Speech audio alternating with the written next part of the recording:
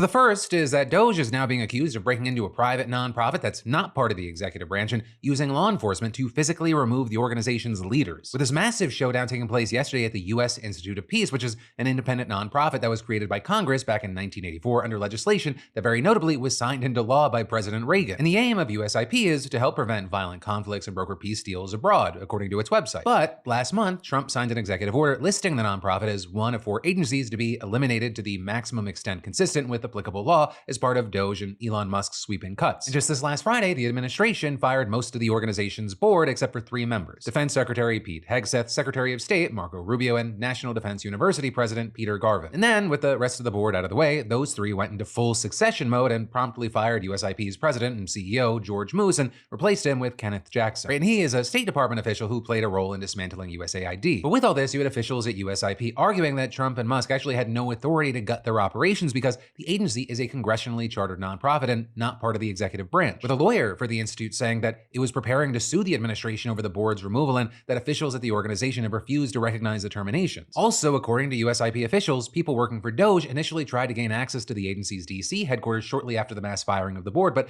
representatives from the institute made them leave. With then, later that same day, Doge officials coming back with 2 FBI agents, but they eventually left after a lawyer for the nonprofit told them it was an independent agency outside of the executive branch. But then, yesterday, Doge once again turned up outside of USIP headquarters, but this time they had what appeared to be private security and they tried to enter the building. So